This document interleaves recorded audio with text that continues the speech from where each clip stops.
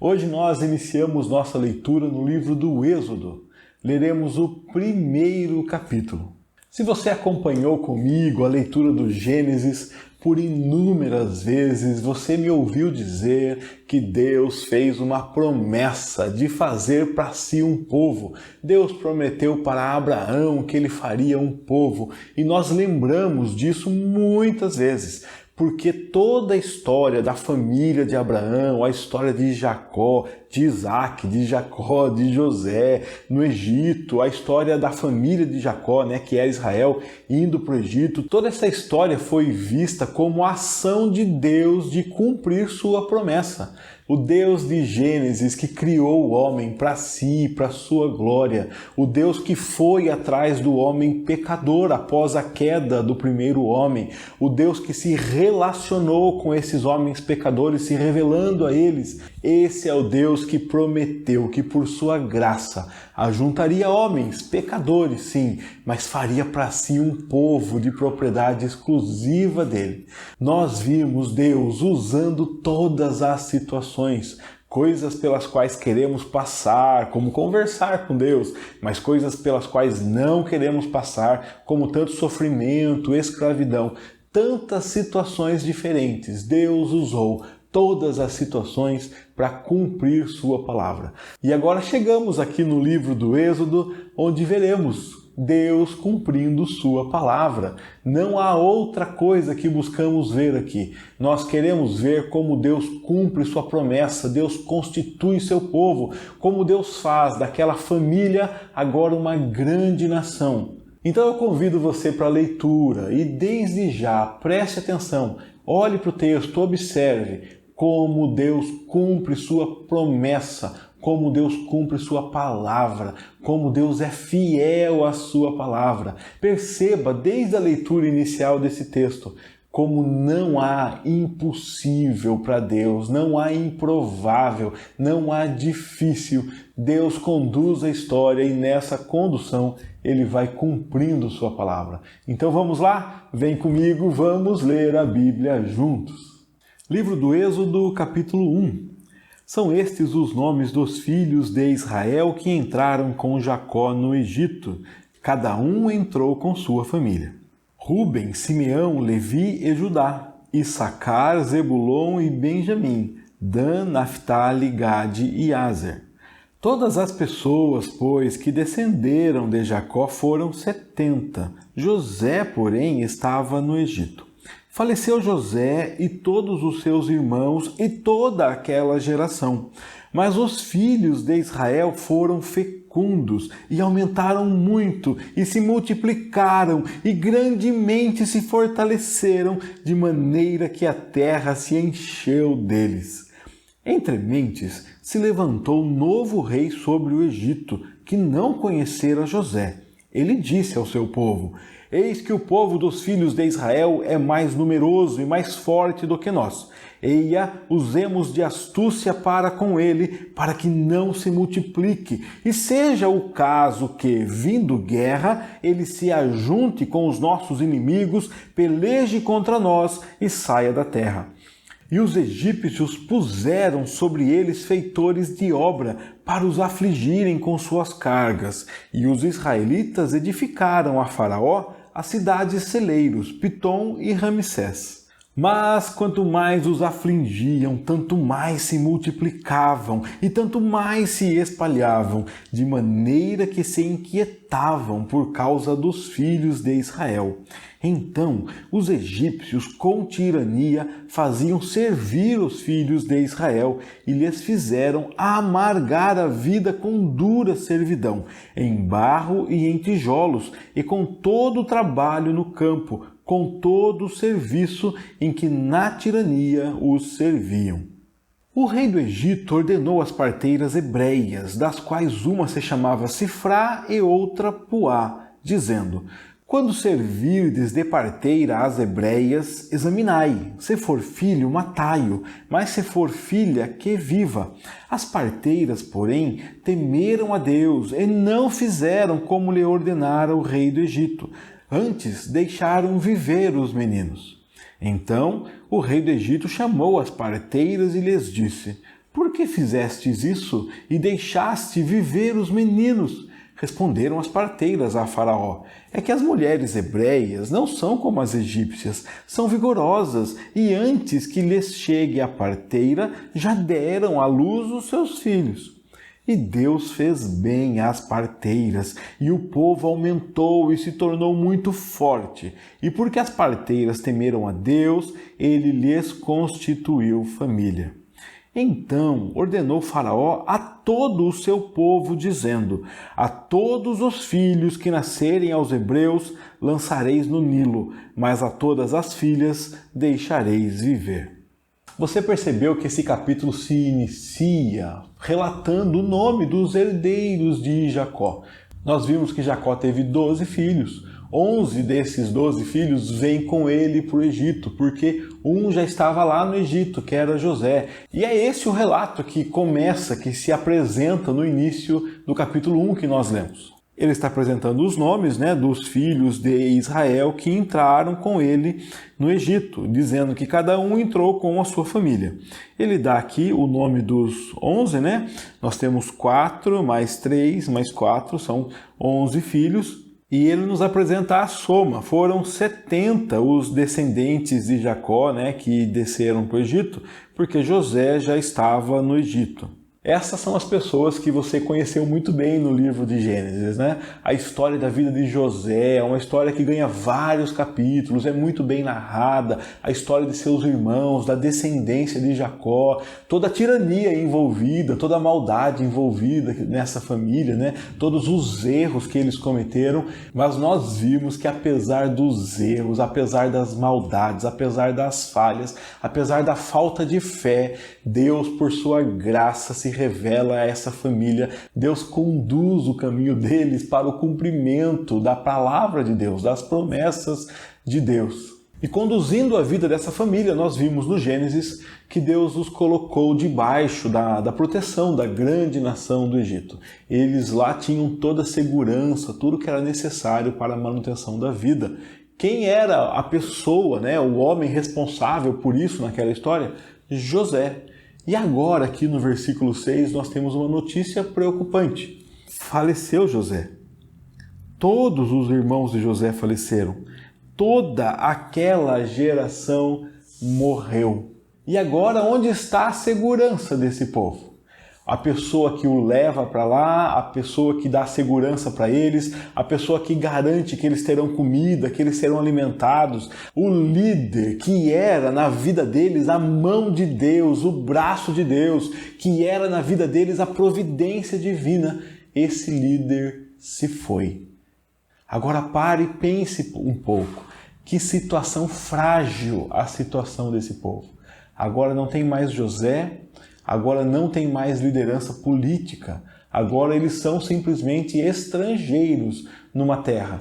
E é interessante como veremos que Deus está guiando esse povo para o caminho de conhecer a Deus, conhecer seu Deus.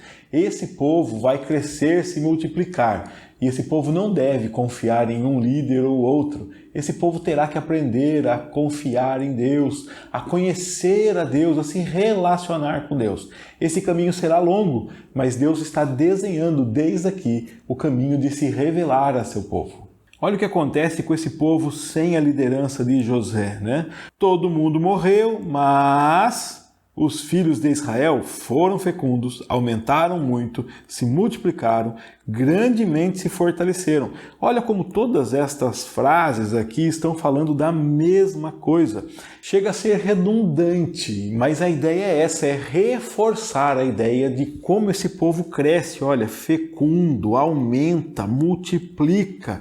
Eles se fortaleceram muito, grandemente se fortaleceram e começa a se cumprir a promessa de Deus a Abraão, a Isaac, a Jacó. A terra começa a se encher desse povo.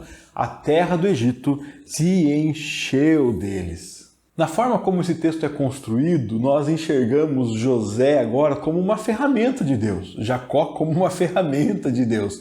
Deus está cumprindo sua palavra. Sua palavra nunca dependeu de José, de Jacó, de Abraão, de Isaac, de nenhum líder. A sua palavra, a palavra de Deus, depende de Deus e Deus cumpre sua palavra. Ele usa todos os seus servos, todos os seus filhos, como instrumentos de sua vontade, como instrumentos para realizar sua vontade, para manifestar seu poder. Mas Deus faz com eles e Deus faz sem eles. O texto diz que Jacó morreu, que José morreu, que toda a geração de José morreu. Ele não desenha aqui uma liderança, um sucessor, ele não nos conta se alguém governa sobre esse povo, ele não nos dá nenhuma dica se ficou um conjunto de anciãos, um conjunto de líderes, nada, nenhuma informação. Qual é a informação? Os líderes morreram. E agora? Agora Deus continua governando o seu povo. Deus continua fazendo cumprir sua palavra. Deus que disse que o povo se multiplicaria, faz com que esse povo se multiplique. E durante essa ação de Deus de encher o povo, de encher a terra com o povo, de cumprir sua palavra, acontece que se levanta um novo rei sobre o Egito. Esse rei não conheceu José. José já tinha morrido. E alguns historiadores põem a figura de José exatamente no momento de mudança de governo no Egito. Não apenas de mudança de faraó, porque morreu um e outro sucedeu, não. Mas de mudança de governo no sentido de ter vindo outro povo e dominado o Egito. Então, ou o faraó do tempo de José poderia ser um faraó estrangeiro, ou esse faraó agora poderia ser um faraó estrangeiro. De qualquer forma, é um faraó que não conheceu José e que não tinha essa ligação aí de respeitar a terra que era do povo. Apenas ele via aquele povo lá como um povo que não era egípcio e como uma potencial ameaça. É isso que ele vai dizer agora. E ele diz a seu povo, olha, os filhos de Israel cresceram muito, cresceram tanto que é mais numeroso e é mais forte do que nós. Eles cresceram tanto que representam uma ameaça para o povo do Egito. Qual é o receio deles? O receio deles é que eles continuem se multiplicando. E se eles continuarem se multiplicando, se vier uma guerra, esse povo pode se ajuntar com inimigos, lutar contra os egípcios e finalmente sair da terra. Então, para que nada disso aqui aconteça, para que o povo não se multiplique, eles usam de astúcia. E astutamente eles vão oprimir esse povo e impedir que se multipliquem. Qual é o plano, então, do governo, do rei do Egito, do novo rei do Egito? O plano do faraó para que esse povo não se multiplique. O plano começa com um trabalho, Olha, colocaram feitores sobre eles, para eles fazerem obras. Vamos colocar sobre eles cargas, Vamos afligir com cargas. E assim os israelitas construíram para Faraó cidades-celeiros, a cidade de Pitom e de Ramassés. A ideia é, vamos colocar sobre eles cargas pesadas. Esse povo que já tinha antes a liderança de José, a proteção de José, e perdeu essa liderança e proteção, não há agora uma figura que os proteja. Esse povo é feito, então, escravo e é colocado sobre eles duras cargas, trabalho duro. A ideia é afligi-los, castigá-los, para que eles não se multipliquem, não se tornem uma ameaça para o povo do Egito. Mas o que acontece? O que acontece é que quanto mais os afligiam, mais o povo se multiplicava, tanto mais se multiplicavam e tanto mais se espalhavam. Essa multiplicação era tanta que o povo do Egito ficou inquieto por causa dos filhos de Israel. Então já tinham colocado sobre eles duras cargas, trabalho forçado, trabalho pesado. Tinham feito esse povo construir grandes cidades, mas esse povo continuava crescendo de uma velocidade assustadora.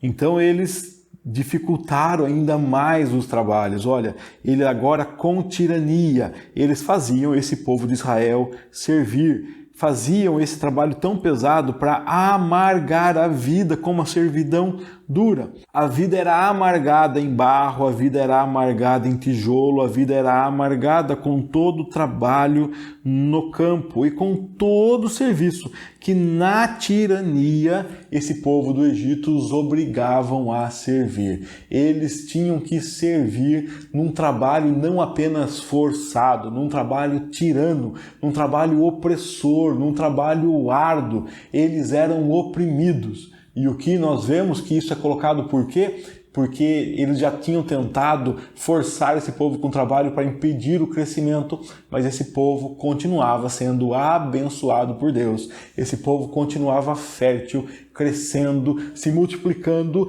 com toda a velocidade que essas redundâncias aqui do versículo 7 nos deram, né? Foram fecundos, aumentaram muito, se multiplicaram grandemente, se fortaleceram, a terra se encheu deles. Então o rei do Egito tem uma nova ideia.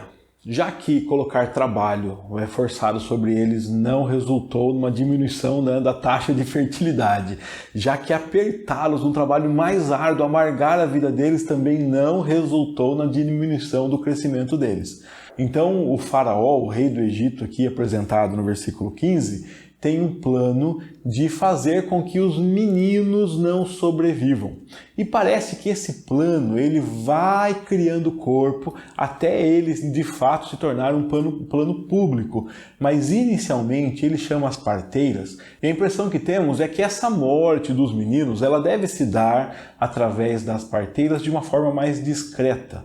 Parece-nos que o que Faraó está dizendo aqui é assim: quando for menino, tente causar uma forma de que ele não sobreviva, né? Porque nesse momento nós não temos assim uma ordem pública, não há uma proteção, um guarda junto com essa parteira, não imaginamos que a parteira vai estrangular o menino, assim, olha, se for menino eu vou atravessar uma faca nele, não. Parece-nos que essa primeira ordem é para que a parteira de alguma forma deixasse morrer, conduzisse o trabalho do parto, conduzisse aquele momento ali de forma que o menino viesse a morrer. A ideia ainda é discreta, mas é uma perseguição séria, é uma perseguição visando impedir o crescimento do povo de Deus. O rei do Egito então dá ordem para as parteiras hebreias. Com quantas parteiras hebreias o rei do Egito fala? O texto não diz. A impressão que temos é que havia várias parteiras e ele fala com todas elas, porém o texto nos dá o nome de duas.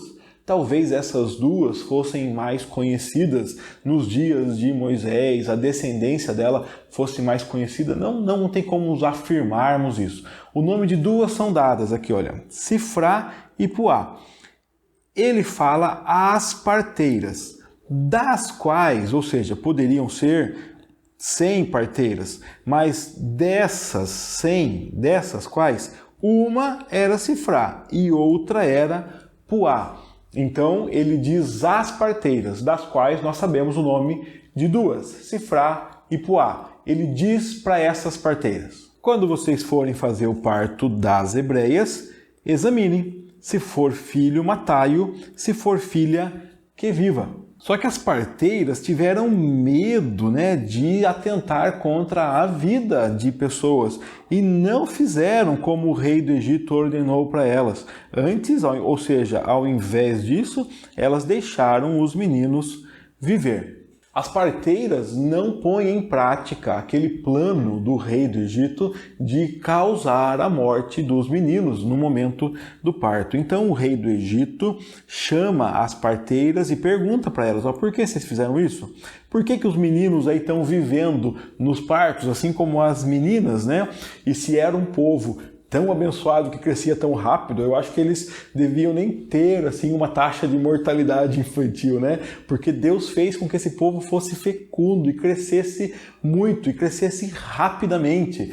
E eu imagino o faraó procurando, né? Cadê o velório das crianças hebreias? Não tem. E então as parteiras não estão cumprindo aquela determinação dele de causar a morte dos meninos no momento do parto, né?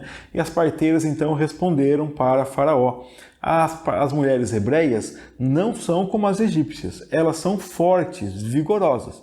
Antes que chegue a parteira, elas já deram à luz os seus filhos. E Deus, então, protegeu as parteiras. Deus fez bem às parteiras e isso fez com que o povo se aumentasse e com que o povo se tornasse muito forte. E Deus abençoou as parteiras porque elas tiveram medo de Deus, elas temeram a Deus, elas não ousaram entrar num plano do faraó, um plano que acabaria com a vida de filhos de Deus, um plano que intentaria contra o povo de Deus. Elas não entraram nesse plano e Deus as abençoou, Deus, lhes constituiu família. Lembra que eu disse que não dá para saber o número de parteiras? Não dá mesmo. Mas nós imaginamos que não era um número pequeno, porque esse povo cresceu muito rápido e nós veremos aí na saída desse povo do Egito milhares e milhares de homens, saindo do Egito. Então, se há um grande número de parteiras, é muito provável que essa notícia da perseguição chegou até as casas, Informação vaza, e Faraó falou com parteiras hebreias, as parteiras hebreias, parteiras que temiam a Deus. Então eu imagino que essa informação dessa perseguição de Faraó, ela chegou ao povo, um povo que já tinha percebido a perseguição. Por quê? Por conta do trabalho escravo, por conta do aperto desse trabalho escravo, e agora com essa instrução para que as parteiras deixassem os meninos morrer. Tudo vai demonstrando que esse povo está sofrendo opressão de todos os lados. E no meio da opressão, no meio da angústia, no meio da perseguição, o que encontramos? Encontramos Deus fazendo sua promessa ser cumprida. Encontramos Deus preservando a vida de seu povo. Encontramos Deus guiando a história de acordo com os seus planos. Parece-nos que Deus não está se importando com todos os planos contrários. Os planos contrários podem surgir, os planos contrários nos põem medo, mas Deus continua tocando a história, seguindo a história. Deus continua fazendo sua promessa ser cumprida. Deus continua guiando a vida de seu povo. Deus continua preservando a vida de seu povo. Deus continua conduzindo a história da forma maravilhosa e poderosa como Ele sempre fez e como Ele continua fazendo até hoje. E aí nós chegamos ao final do capítulo 1 com um terror de notícia. A ordem agora de Faraó não é às parteiras, a ordem é a todo o seu povo. Parece aqui que Faraó dá um alvará agora a qualquer pessoa do povo. Você viu um menino hebreu? Os filhos que nascerem aos hebreus, lancem no Nilo, deixem as meninas viver. Olha como esse cerco vai se fechando. Agora, qualquer pessoa do povo parece ter, por esse texto, o direito de pegar qualquer criança, qualquer menino recém-nascido e jogar no rio, matá-lo. Pense só no terror que isso deve ter gerado nas famílias. Eles não têm que se esconder dos guardas, ele não tem que se esconder dos oficiais do faraó. Qualquer pessoa do povo que vir o menino pode pegá-lo e jogá-lo no Nilo. Faraó entende que com isso ele vai parar essa ação de Deus de fazer esse povo crescer, ele vai parar o cumprimento das promessas de Deus, ele vai garantir a segurança do seu reino. Acontece que Deus já tinha dito lá para Abraão que esse povo ficaria debaixo de uma grande nação e que depois Deus tiraria o seu povo de lá, Deus tiraria com grande riqueza, que Deus levaria de volta, Deus disse inclusive o tempo que isso levaria. Deus está conduzindo a história, Deus está conduzindo o seu povo, Deus está guiando tudo na história para que suas promessas sejam cumpridas, para que sua vontade seja feita. E nesse capítulo aqui, nós vimos que se desmontou a segurança inicial do povo. Deus continua com o seu povo. Não tem mais a liderança, não tem mais José, não tem mais ninguém daquela geração. Deus continua com o seu povo. Passam os anos e o texto não mostra ninguém levantando como líder. Deus continua com o seu povo. Mas agora os egípcios oprimem esse povo aí, causam uma opressão, uma servidão. E o que acontece? Deus continua com o seu povo. Essa opressão é ampliada e vem um serviço mais pesado para amargar a vida deles. O que acontece? Deus continua com o seu povo. Ah, mas surge um plano novo. Agora vão causar a morte ali no nascimento das crianças, dos meninos, para que esse povo não se multiplique. O que acontece? Deus continua com o seu povo. Agora chega ao final. Agora todo egípcio tem o direito de pegar os meninos e matá-los, jogá-los no Nilo. O que acontece? Deus continua com o seu povo. Nós veremos no próximo capítulo, talvez a história mais conhecida, a história do Êxodo mais conhecida pelas crianças, né? A história do nascimento de Moisés, que nasce no meio dessa lei aqui. O que veremos lá? Deus continua com o seu povo. O livro do Êxodo, esse primeiro capítulo, nos mostra o que toda a Escritura mostra.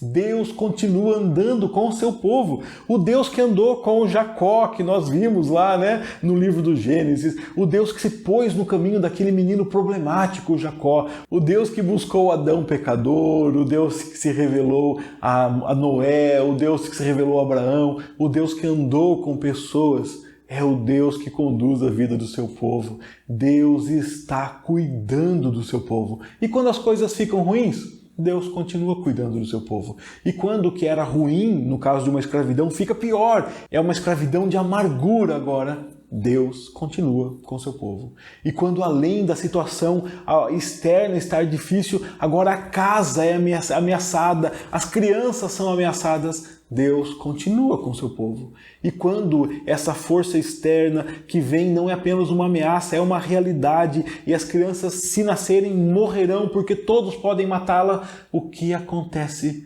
Deus continua com o seu povo. Meu querido, minha querida, Deus do Êxodo é o seu Deus, é o meu Deus. As situações externas podem nos oprimir. Sabe o que acontece? Deus continua conosco. O que está ruim pode ainda piorar e Deus continua conosco. De repente, a luta lá de fora, a crise que está assolando alguma parte do mundo, ela chega em casa, ela bate e Deus continua com o seu povo. E quando chegamos a chorar, a lamentar, porque acreditamos que de fato muitas famílias sofreram aqui, sim, a perda das suas crianças, o que acontece, meus irmãos? Deus continua com o seu povo. Deus nunca saiu do governo da história. Deus nunca abandonou seus filhos. Deus nunca abandonou sua palavra, sua promessa. Se a promessa de Deus é fazer um povo, Deus faz um povo. Se a promessa de Deus é fazer de você filho, filha dele, Ele fará, Ele faz de você filho e filha dele. Se a promessa de Deus é te garantir vida eterna, você viverá eternamente com Cristo. Por mais que as lutas, as amarguras nos apertem aqui, Deus continua com você. Nunca te abandonou, nunca te abandonará. Graças a Deus por isso, glória a Deus, louvado seja o nosso Deus. Ele está conosco no caminho, na hora das planícies, também na hora dos morros, nas horas das pedras, nas horas dos espinhos. Deus continua conosco. Minha oração é para que você entenda a presença de Deus na sua vida, veja a presença de Deus na sua vida, olhe para a sua história, você verá que você nunca esteve sozinho, que Deus sempre cuidou de você e Ele continuará cuidando de você. Tudo pode ficar difícil, o que é difícil pode ficar ainda mais difícil. Não olhe para a dificuldade, olhe para Deus. Ele é a sua salvação, Ele é a minha salvação e Ele está conosco. Que Deus abençoe a sua vida, que Deus se mostre a você e que essa visão de Deus venha acalmar o seu coração e encher o seu coração de segurança, porque Deus está contigo. Um grande abraço e espero encontrar você aqui na leitura do nosso próximo capítulo. Até lá, se Deus quiser.